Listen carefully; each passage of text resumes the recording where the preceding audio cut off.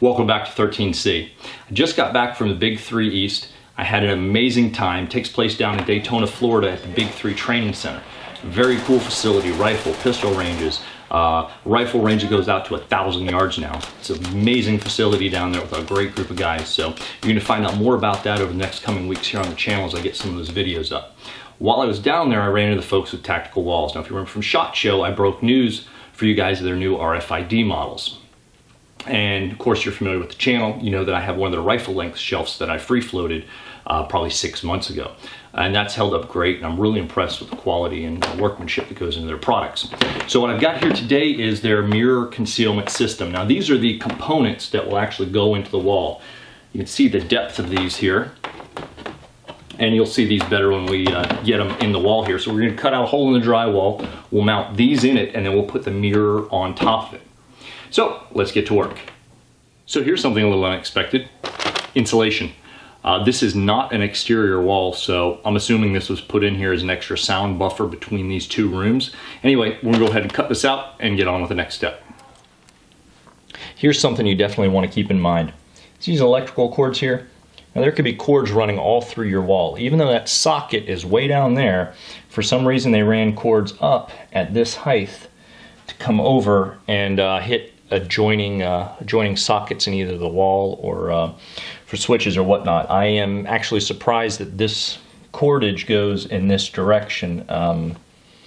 I don't know. In either case, I think it's down low enough and I can kind of push this down and out of the way enough that this isn't going to be a problem when I try and mount this in here. Now, before you mount the frame into the wall, you're going to want to make sure you check and make sure your RFID cards are working properly.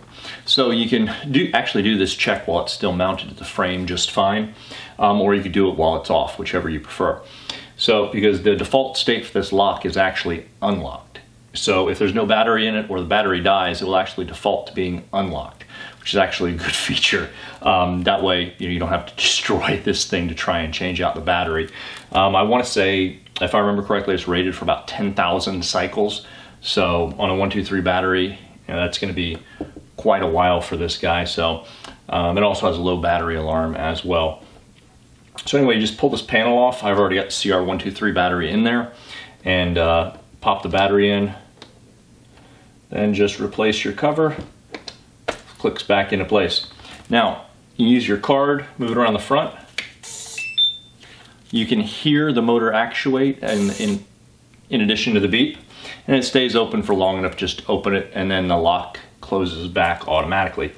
Now, right here, you can actually look in there. In addition to the audible of hearing it turn, you can look and see that it opened, and then see that it closed back again. Hopefully the camera can pick up on that. I would assume it does. I've got the gain turned up pretty high here. So now in the included instructions, it shows installation instructions on how to install this, as well as how to program it for the key cards it comes with. It comes with 3 cards total, 2 that are open and close cards, and 1 that's labeled as a programmable card. Now mine was already programmed to work to these RFID cards.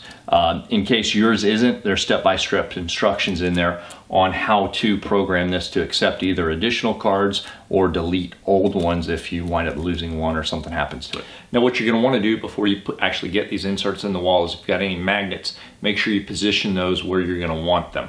Now, see, I've got my VP9 in here. It's actually being held on by this small bar magnet. This is a crazy strong magnet for its size. It does a good job of holding it in. I haven't actually put it down yet. I'm still kind of in the testing phase, figuring out exactly where I want to put it. And it comes with a little 3M sticky side on the back, so you can put it wherever you want in there to arrange it. Now, I went to the hardware store on the way home from work here today, and I picked up a couple extra magnets. These are technically rated for 95 pounds, according to the box here. Because I had forgotten to pick up extras of these, and I figured, well, I'll just go to the hardware store. I know they sell magnets, I'll pick some up. So this big 95-pound magnet, nah, not so much. Put this guy on the back of here, try and put it on there, and it's just not heavy, quite heavy enough. So yeah. So these magnets that come from Tactical Walls, definitely if you want extras, make sure you order them when you order your mirror, and don't forget, like.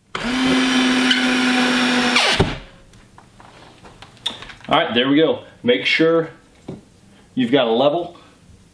Make sure it's level. Now that it's screwed in, let's get those inserts in. So for the inserts, line it up. I'm gonna start with this bottom one here. Right down at the bottom.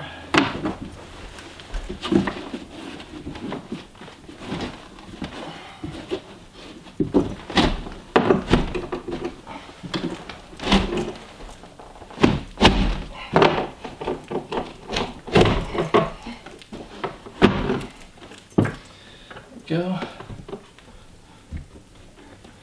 All right, that looks pretty good. Now make sure when you're putting these in, note that the bottom here, obviously Tactical Walls lets you know which side is right side up. The bottom of this one has some Velcro in it, so keep that in mind as you're getting these into position here.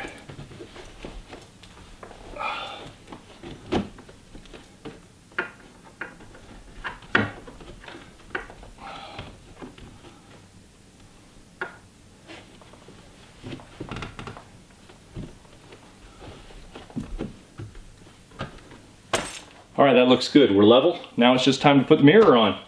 And we need to screw these panels into the side, which can be fairly straightforward. Again, we got screws.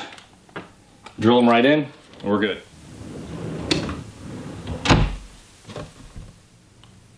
There are a couple of features about the RFID key cards that kind of make them ideal for certain situations, especially if you're trying to stash your card somewhere or you want to keep it on you all the time. You can put it in your wallet, put it along the back end of it. That way, you don't even have to take it out of your wallet in order to open your mirror up. In addition to that, you could stash them in a book, for example. There you go. And in you go. Now this key card is flat enough that if The Law, by the way, excellent book. I suggest you pick it up. I think they're only a couple bucks off Amazon Prime right now.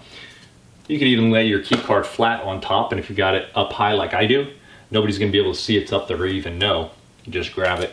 I wouldn't suggest just leaving it that obvious in case somebody runs their hand along the top, but it is an idea. One of the other features about having this RFID technology is that you could link multiple cards to each lock. Now what that means is, let's say you also got an RFID rifle length shelf from Tactical Walls. This comes with 2 key cards. The rifle length shelf would come with 2 key cards as well. You can program all the cards into each of these locks. Then you'd have 4 different key cards to open both the mirror and the shelf. That's a pretty cool setup. So a couple other features to note. I mentioned this takes a 123 battery. It's rated for about 10,000 cycles. So that's going to give you a pretty long life. I would suggest once every year or 2 replacing the battery just proactively. You heard that beep when I opened it. This can be set to alarm if the door is left open for more than 30 seconds. It'll start with a low beep and increasingly get louder until either the door is closed or you hit it with the key card again. I don't have that feature activated. It's not really something that interests me, but it's there if you are the type that would open this and then just kind of walk off and wander off. It'll remind you to come back and close it. In addition to that, if this is forced open, by default this is set up so that if this is forced open without using a key card, it will alarm at full volume and will not stop alarming until you either rip the battery out, or at which point it may just rip it off the wall, or use a key card to turn it off. So that's a nice feature to have there as well, which is something else to remind you guys, just like that rifle length shelf that I have, these are concealment devices. These are not safes. Now, while this device would do an excellent job here of keeping out of the hands of children or teenagers, a teenager or a burglar with a crowbar or pry bar, or even determined enough with a hammer, is going to be able to defeat this and get inside of it and access the contents. This is not a safe. This is a concealment device, so keep that in mind. Here at the Hacienda, virtually always someone of age here who's competent with firearms, so that are going to have access to these all the time.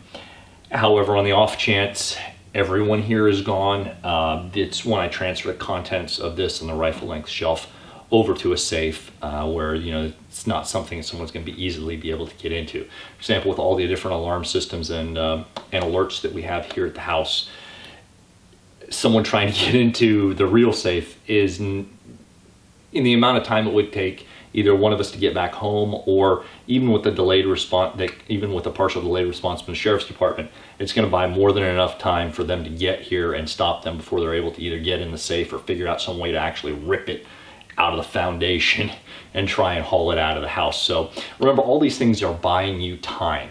So while this saves you time getting into it, it doesn't buy you a lot of time if someone knows what's in it, whereas a safe takes longer for you to access, but it also takes longer for someone to get into. So keep that in mind when you're going through your home defense plans, as well as your security and storage features, that, you know, an alarm is only going to do so much for you. Animals, dogs here at the hacienda are, you know, yet another layer of things that you want to consider in your plan. Cameras, especially today, update your cameras, get them with those push notifications. That way, you know, when that vehicle comes driving down the driveway or somebody comes walking across your backyard, something like that, you're going to get that push notification to your phone. You can click it, you can look at it in real time or 2-second delay. See, hey, you know, there's somebody creeping around my back house. I'm going to call the cops right now, as opposed to waiting until they actually breach, you know, an interior window or door, set off an alarm, a glass breakage sensor, or motion detector. So keep those sorts of things in mind as you go through this. Excellent way to keep it out of the hands of kids, little children. You know, I trust my daughters a lot, but you know, my youngest, but you don't tempt fate. And we have, they have friends that come over. So while I trust them, their friends, maybe not so much. This lets it be handy, and they're not going to get into it. At least children won't anyway. And if they do, then they need to find some new friends, because they shouldn't be breaking my stuff. Once again, a big thank you to Tactical Walls for their support of the Big 3 East. It was an absolute blast. I had a lot of fun, and there is going to be a boatload of information coming up over the next couple of weeks about that event down at the Big 3 East Training Center in Daytona, Florida. Big news, of course, out of there is that they now have a 1,000-yard range just right there in Daytona, Florida. You have to go a decent ways to find any range even close to that, let alone 1,000 yards. So definitely, if you're in the area or looking to take some training classes, check them out.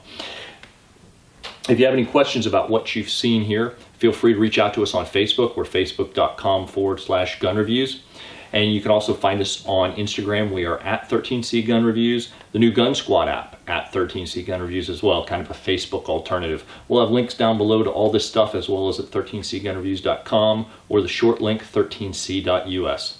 Thanks again, everybody. It's your likes, comments, shares, and subscriptions that really help us out here on the channel and let us know what we're doing is valuable to you guys. Thanks again. Be safe.